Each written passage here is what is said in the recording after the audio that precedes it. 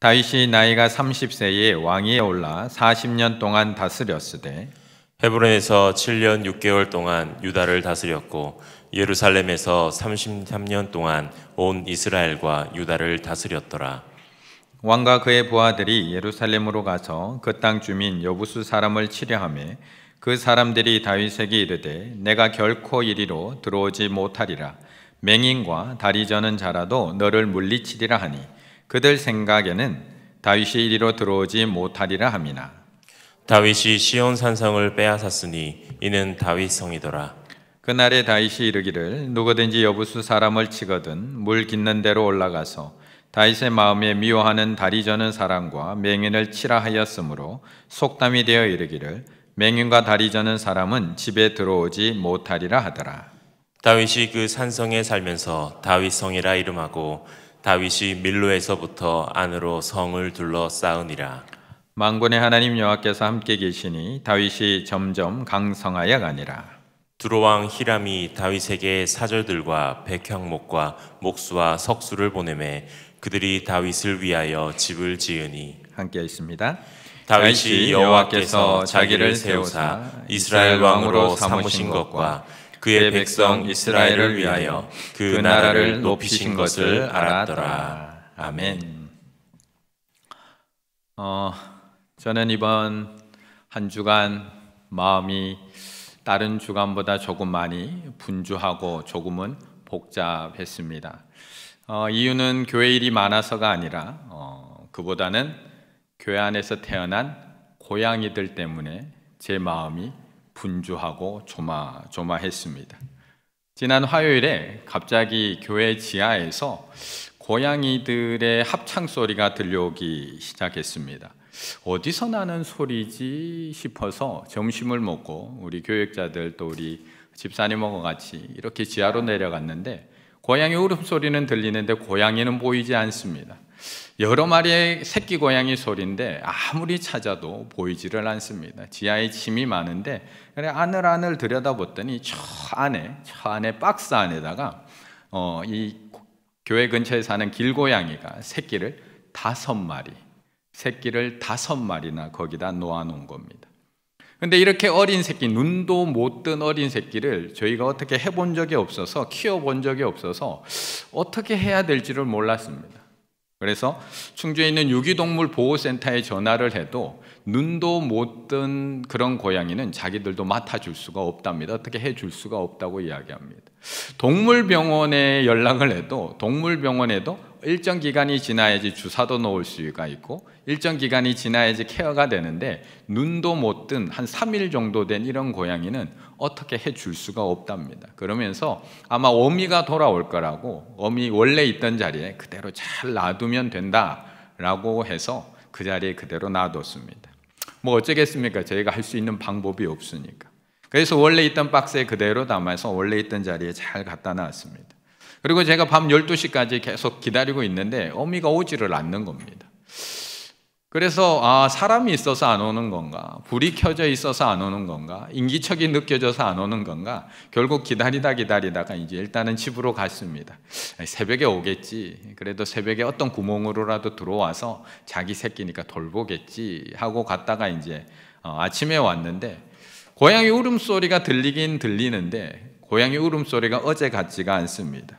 근데 시간이 지날수록 고양이 울음소리가 점점 작아지는 겁니다. 어제는 복도까지 다 들리던 울음소리가 이제 그 계단 근처에 가야지 이제 겨우 조금 들릴 정도로. 그래서 어쩔 수 없이 오후가 되어서 이러다 죽겠다 싶어서 결국 오후가 되어서 그 박스를 꺼내봤더니 한 마리는 거의 움직이지 않고요. 이제 4마리만 겨우 신음을 하고 있습니다. 동물병원에 다시 전화를 해도 해줄 게 없다고 하고 결국에는 한 교육자 가정에서 일단 살리고 봐야 되니까 일단 5마리를 다 데리고 가서 일단 전기장판 틀어주고 일단은 그런 애견묘 하는 데 가서 또 분유 사가지고 타서 먹여주고 어떻게든 살려보려고 그 밤에 잠도 못 자고 그렇게 애를 쓰면서 케어를 했습니다. 그런데 그 밤에 바로 3마리가 벌써 저 다리를 건너서 가버렸습니다. 그리고 이제 2마리, 오늘 오전까지 2마리가 남아 있었습니다. 그 2마리의 모습이 이랬습니다. 2마리.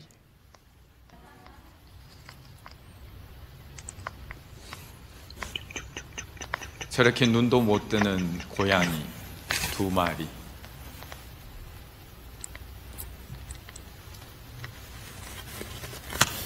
그래서 제가 이름을 붙였습니다. 한 녀석은 충일이, 한 녀석은 충만이. 그런데 안타깝게 오늘 점심때에 돼서 또 한 마리가 또 죽었다라고 하면 이제 충일이만 남았습니다. 이제 충일이. 혹시 고양이를 키우고 싶은 가정, 혹시 우리 충일이를 우리가 입양해서 키우겠다라고 하는 가정이 있으면 일단 저희가 살려놓을 테니까요. 혹시 키우고자 하는 마음이 있으면 저에게 얘기해 주시면 좋을 것 같습니다. 저 고양이들 때문에 지난 한 주간 제 마음이 분주하고 복잡했습니다. 그런데 제가 지난 3, 4일 동안 이 고양이 5마리를 보고 느낀 것이 무엇이냐면, 참 새끼를 낳는 것도 어렵지만 그 새끼를 키우는 거는 참 더 어렵구나라는 생각을 했습니다. 우리 사람도 아이를 낳는 것도 힘들지만 요즘은 그 아이를 건강하게 잘 키우는 것이 힘든 것처럼 저 미물인 고양이 한 마리도 자기 새끼를 낳는 것도 힘들지만 정말 건강한 고양이로 키워내는 것도 참 힘들다라는 생각을 하는 시간이었습니다. 열정을 가지는 것도 어렵지만 그 열정을 계속 유지하는 것은 어렵고, 사랑의 감정이 생기는 것도 어렵지만 그 뜨거운 사랑의 감정을 잘 유지하는 것은 더 어렵습니다. 누군가를 만나는 것도 어렵지만 그 사람과 좋은 관계로 끝까지 가는 것은 더 어렵고요.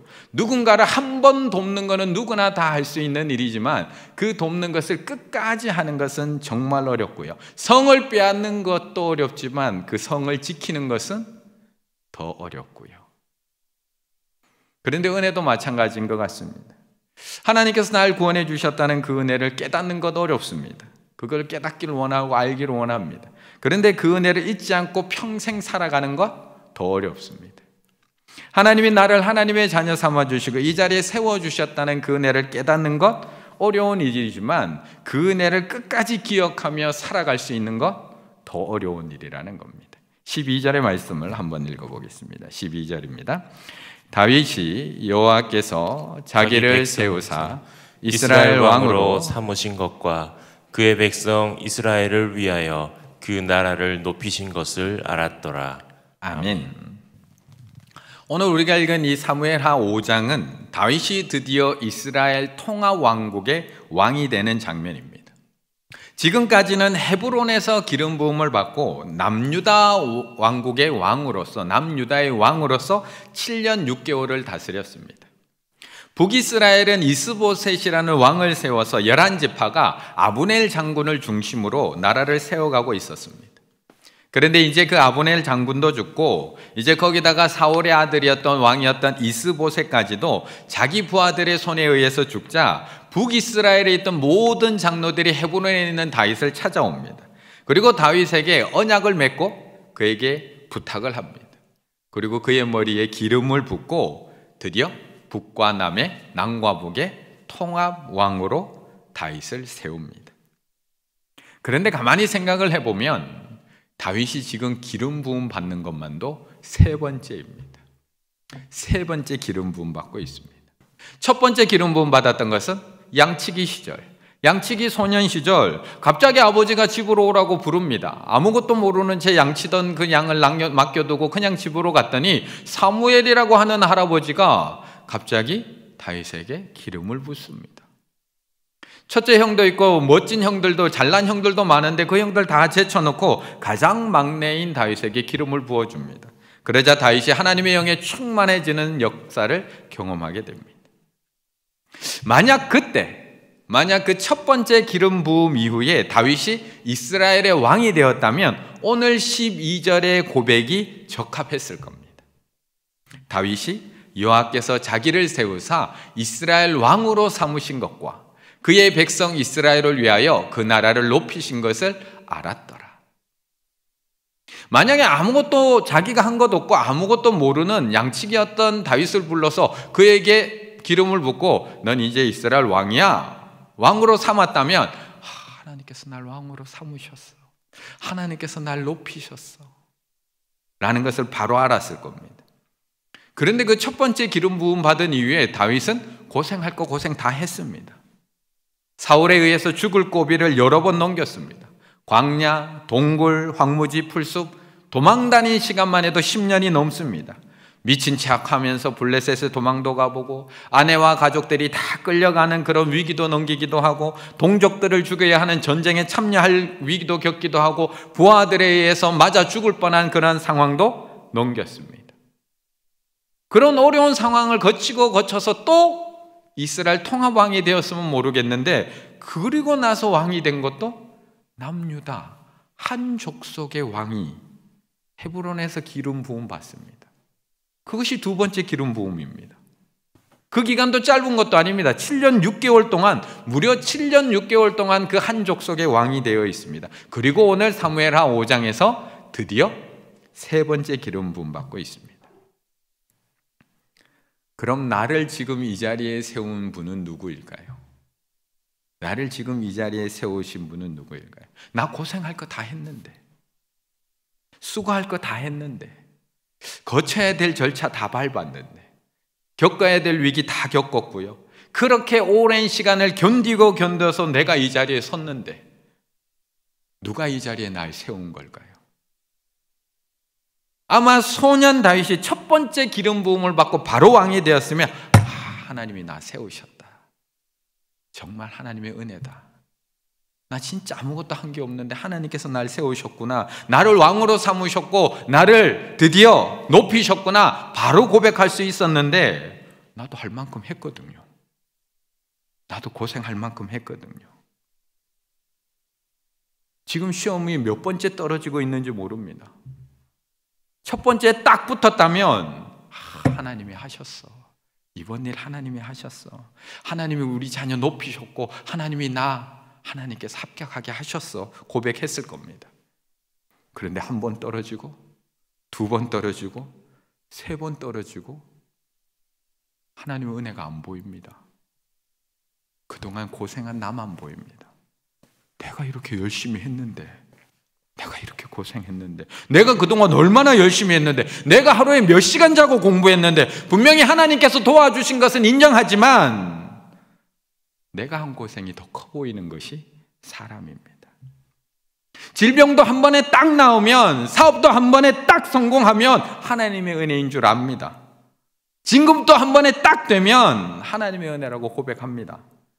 그런데 한 번 떨어지고 두 번 떨어지고 세 번 떨어지고, 남들 진급할 때 똑같이 진급하면, 남들 고생하는 것처럼 똑같이 고생하고 내가 진급하면 똑같은 거 아닌가요? 그것이 하나님의 은혜라고 고백할 수 있는 것인가? 그런데 오늘 다윗은 여전히 알고 있습니다. 세 번째 기름 부음을 받으면서도 여호와께서 자신을 세우시고 이스라엘의 왕으로 나를 삼으시고 나를 높이신 것을 다윗은 세 번째 기름 부음 받으면서도 고백하고 있습니다.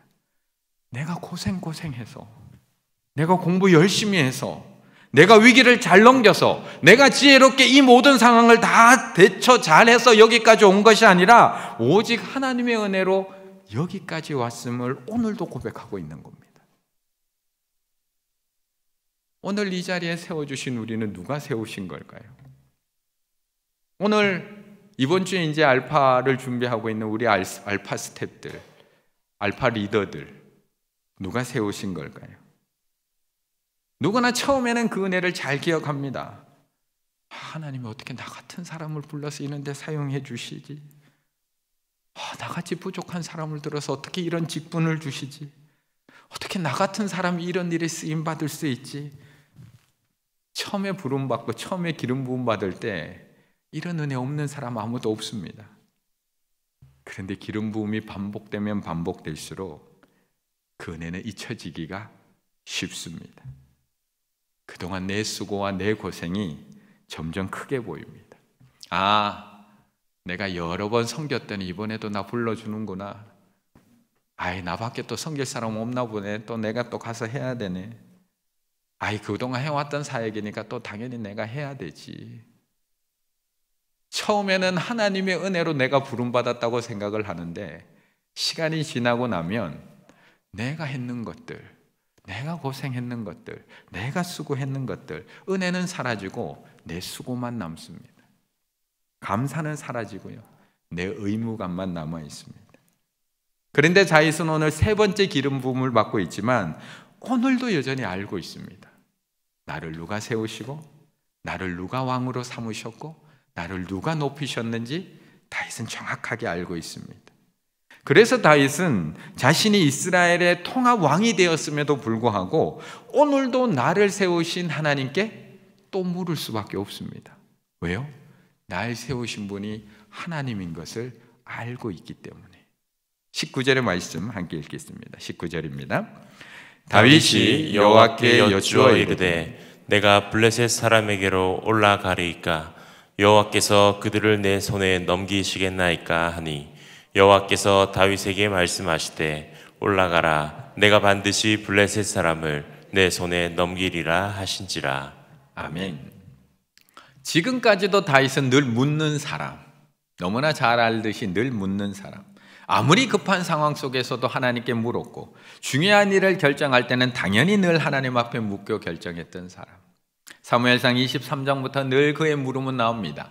이에 다윗이 여호와께 묻자와 이르되, 다윗이 여호와께 묻자온대, 다윗이 여호와께 묻자와 이르되, 그 후에 다윗이 여호와께 여쭈어 아뢰되. 이거 말고도요, 다윗이 늘 하나님 앞에 물으며 자신의 발걸음을 옮긴 흔적들은 너무나 많이 있습니다. 이처럼 다윗은 자신을 세워주신 하나님 앞에 늘 묻는 사람. 그런데 다윗도 이제 좀 그만 물을 때도 됐습니다. 그만 물을 때도 됐습니다. 그동안 얼마나 많은 전쟁을 치러본 다윗입니까? 그런데 아직도 하나님 앞에 묻고 있습니다. 왜요? 날 세워주신 분이 하나님임을 잊지 않고 있기 때문에. 이제 왕이 된 지 7년 6개월. 물론 한 족속의 왕이지만 그래도 왕이 된 지 7년 6개월이면 이제 안 물을 때도 됐습니다. 이제 자기 스스로 결정하고 자기 스스로 명령해서 나라를 다스릴 만큼의 경험도 충분히 쌓였습니다.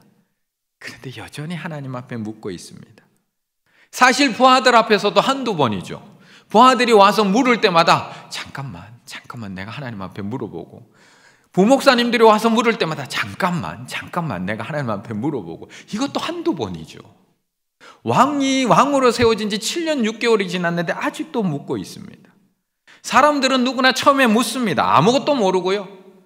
처음에 아무것도 모르는 상태에서 늘 물을 수밖에 없습니다. 그런데 익숙해져 가는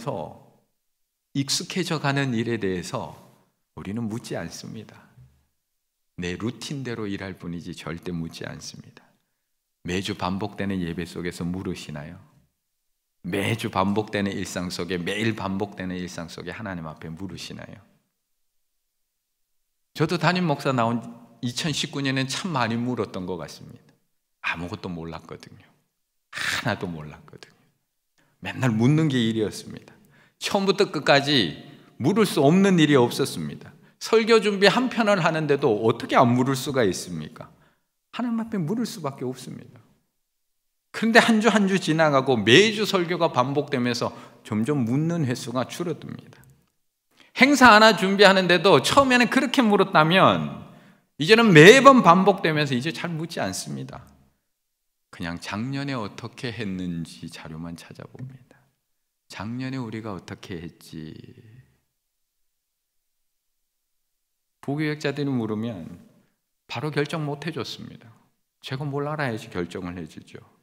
내일까지 대답해 줄게요. 다음 주까지 대답해 줄게요. 기도할 수밖에 없습니다. 그런데 요즘은 결정은 빠른데 하나님 앞에 묻는 시간은 점점 사라져 갑니다. 오늘 다윗이 물을 필요가 있을까요? 오늘 다윗. 거기다가 쳐들어온 족속이 블레셋입니다. 당시에 강한 족속이긴 했지만 다윗이 가장 자신 있는 족속이 블레셋입니다. 자신이 가장 먼저 소년 때 나가서 쓰러뜨리고 이겼던 족속이 블레셋. 거기다가 블레셋에 망명 갔다가 온 기간이 있기 때문에 블레셋 군대에 대해서는 너무나 잘 알고 있습니다. 굳이 물을 필요가 없습니다. 그런데도 다윗은 묻습니다. 그리고 20절 바알 브라심, 르바임 골짜기에 있는 이 브라심 산에 있는 그 지역에서 블레셋을 격파합니다. 그리고 그것에 이름을 붙입니다. 바알 브라심, 바알 브라심, 돌파하시는 주, 흩으심의 주라고 이름을 붙입니다. 그런데 22절에 보면 그들이 그 격파된 블레셋이 자신의 우상까지도 다 버리고 도망갔음에도 불구하고 다시 또 올라옵니다. 다시 또 물을까요? 안 물을까요? 다시 또 물을까요? 안 물을까요? 똑같은 족속, 똑같이 올라오는데 또 물을까요? 안 물을까요? 우리도 지겹습니다. 이제 또 묻습니다. 또 묻습니다. 23절의 말씀, 다윗이 여호와께 여쭈어 이르되 올라가지 말고 그들 뒤로 돌아서 뽕나무 숲을 맞은편에서 그들을 기습하되. 또 묻습니다. 우리 교회 알파가 11기째입니다. 11기. 11번이나 반복했다는 얘기입니다. 11번이나 똑같이 진행했다는 얘기입니다. 교재가 달라지는 것도 아닙니다. 내용이 달라지는 것도 아닙니다. 준비해야 되는 준비물이 달라지는 것도 아닙니다. 매주 해야 되는 강의 정해져 있고요. 매주 나눠야 되는 주제 정해져 있고요. 매주 준비해야 되는 준비물 딱 정해져 있습니다. 그리고 지금 우리 알파 섬기고 있는 우리 스태프들 한두 번 해본 일인가요? 리더들, 헬퍼들, 물론 처음 해보는 분들도 있지만 대부분 헬퍼로부터 다 경험했던 분들, 다 도와봤던 분들, 다 섬겨봤던 분들, 또 물을 필요가 있을까요? 우리가 또 물을 필요가 있을까요? 우리 직분자들이 지금 매년 하는 섬김들 또 물을 필요가 있을까요? 매년 하는 거거든요. 항상 해왔던 거거든요. 그러다 보니 잘 안 묻습니다. 처음만큼 기도하지 않습니다. 처음 알파 강의할 때만 해도 정말 준비 많이 하면서 기도도 많이 했거든요. 처음 알파 진행할 때만 해도 정말 준비 많이 하고 어떻게 하지 기도할 수밖에 없었거든요. 근데 이제 저부터 잘 안 묻습니다. 그냥 예전에 했던 강의안 꺼내서 다시 한번 살펴봅니다. 예화 몇 개? 기도요. 잘 진행되기 기도하지 어떻게 할까요? 묻지 않습니다. 하나님 이번에 어떻게 할까요? 묻지 않습니다. 그런데 하나님이 세우셨다는 것을 여전히 알고 있는 다윗은 오늘도 여전히 나를 세우신 하나님 앞에 또 묻고 있습니다. 똑같은 상황이 반복되고 있음에도 불구하고 너무나 잘 아는 상대임에도 불구하고 7년 6개월이나 되는 기간 동안 왕으로 그 경험이 쌓였음에도 불구하고 또 묻고 있습니다. 그러자 하나님께서는 다윗에게 그들을 물리칠 수 있는 방법만 가르쳐 주는 것이 아니라 앞서서 일하기를 시작을 하십니다. 그것이 24절의 말씀입니다. 24절 함께 읽습니다. 뽕나무 꼭대기에서 걸음 걷는 소리가 들리거든 곧 공격하라. 그때 여호와가 너보다 앞서 나아가서 블레셋 군대를 치리라 하신지라. 아멘. 다윗의 질문은 늘 똑같습니다. 올라가리이까? 치리이까? 도와주리이까? 별로 질문이 달라지진 않습니다. 그런데 참 재미있는 것은 질문은 똑같은데 물을 때마다 하나님의 응답이 달라집니다. 하나님의 응답이 달라집니다. 그게 재미있습니다. 분명 지난번에 블레셋에 쳐들어왔을 때는 올라가라. 내가 반드시 블레셋 사람을 내 손에 넘기리라. 이번에 또 올라오는데 또 묻습니다. 그럼 그냥 똑같이 올라가라. 네 손에 붙이리라. 끝나면 되는데 이번은 똑같은 상황인데 올라가지 마라 라고 응답하고 있다는 겁니다. 그리고 그들 뒤로 돌아서 뽕나무 숲을 맞은편에서 그들을 기습하라고 가르쳐주고 계시다는 겁니다. 그리고 하나님의 일하심이 달라지고 있습니다. 우리는 상황이 똑같으면 결과가 똑같을 거라고 생각합니다. 우리는 방법이 똑같으면 똑같은 결과가 나올 거라고 착각합니다. 그런데 왜 알파가 매 기수마다 다른 은혜를 받는 걸까요? 왜 매기수마다 다른 모습으로 은혜를 받고 게스트들의 표정이 다르고 왜 모임 가운데 임하는 하나님의 은혜가 다른 걸까요? 왜 똑같은데, 똑같은 강의에, 똑같은 교제에, 똑같은 방법으로 하고 있는데 왜 하나님의 역사는 매번 달라지는 걸까? 하나님의 일하심이 다르기 때문입니다. 하나님의 역사하심이 다르고 살아계신 하나님이 앞서 행하시는 그 행하심이 다르기 때문에 그렇습니다. 우리는 똑같은 교제, 똑같은 강의, 똑같은 방법으로 일하고 있지만 오늘도 살아계신 하나님께서는 우리의 교제대로 일하시는 것이 아니라 하나님의 능력대로 일하고 계시기 때문이고, 오늘도 살아계신 하나님께서는 내 생각대로 일하시는 것이 아니라 하나님의 방법대로 일하기 때문에 나는 똑같이 하고 있지만 하나님의 방법은 매번 달라지는 겁니다. 그래서 우리는 매번 물어야 됩니다. 똑같은 질문이지만 매번 물어야 됩니다. 매 기수마다 물어야 합니다. 그리고 매번 물어야 합니다. 우리가 11번의 알파를 하고 있어도 우리 오늘 이 밤에 또 물어야 됩니다. 하나님, 이번 주도 게스트 만나야 되는데 하나님 어떻게 해야 할까요? 이번 주들도 게스트라고 이야기 나눠야 되는데 하나님 저 어떻게 해야 될까요? 어떤 말을 해야 될까요? 어떻게 도와줘야 될까요? 어떻게 물어봐야 될까요? 똑같은 모임을 반복하고 있지만 우리는 또 물어야 됩니다. 왜요? 날 세워주신 분이 하나님이라면 또 물어야 됩니다. 제가 이번 주에 또 똑같은 강의를 하지만 저는 또 물어야 됩니다. 하나님, 강의 어떻게 해야 될까요? 교재 내용은 똑같지만 제가 어떤 말로 강의를 해야 될까요? 제가 어떻게 풀어나가야 될까요? 이번 주에 성령의 날이 이제 기다리고 있는데 어떻게 해야 될까요? 매 기수마다 하는 성령의 날이지만 이번 기수 제가 어떻게 준비해야 될까요? 어떻게 자리에 앉혀야 되고, 어떻게 진행해야 되고, 어떻게 풀어나가야 될까요? 어떻게 찬양해야 되고, 어떻게 강의해야 될까요? 우리는 또 물어야 됩니다. 우리가 하나님 앞에 묻는다는 것은 대처하는 방법을 알고 싶다는 것의 의미도 있지만 그것만은 의미하지 않습니다. 누군가에게 묻는다는 것은 하나님이 나를 세우셨다는 것을 인정하는 고백입니다. 하나님께 묻는다는 것은 하나님 아니면 나는 이 일을 할 수 없다는 고백입니다. 묻는다는 것은 내가 왕이 아니라 하나님이 왕이라는 것의 고백이고요. 하나님 앞에 묻는다는 것은 내가 주권자가 아니라 하나님이 주권자고 하나님이 진행자라는 것을 인정하는 고백입니다.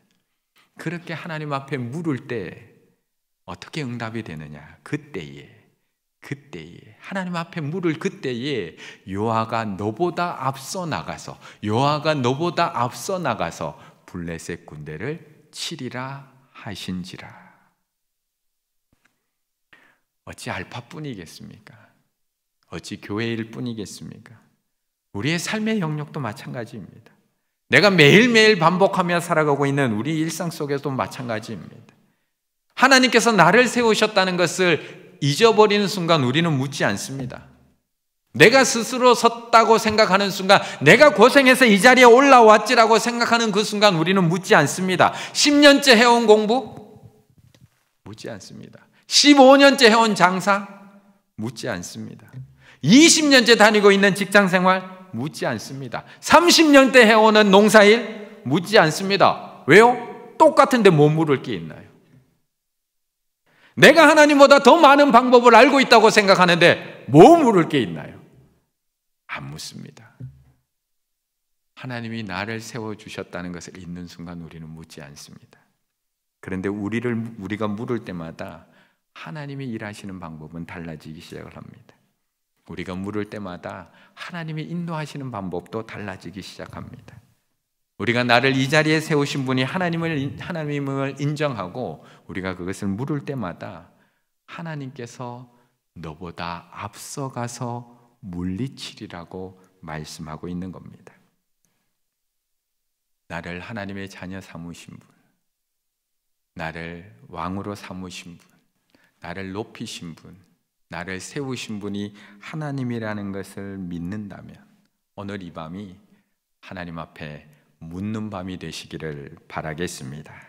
매일매일 반복되는 일상 속에 살아가고 계시더라도 하나님 앞에 묻고 또 묻는 시간이 되시기를 바라겠습니다. 수십 년째 해오던 일이라고 할지라도 수십 년째 그 직업을 가지고 계시다고 할지라도, 내가 수십 년째 권사의 직분을 가지고 있고 수십 년째 장로의 직분, 안수집사의 직분, 목사의 직분을 가지고 있다고 하더라도, 매주 똑같은 봉사를 하고 있더라고 할지라도 그 자리에 세우신 분이 하나님이시라는 것을 우리가 기억한다면 우리는 또 물어야 됩니다. 알파를 5번, 6번, 7번 알파를 섬기고 있더라도 하나님 앞에 또 묻는 이 밤이 되시기를 바라겠습니다. 우리가 다윗처럼 하나님 앞에 다시 묻기를 시작할 때 하나님께서 우리보다 앞서서 모든 것을 이루어 가실 줄로 믿습니다.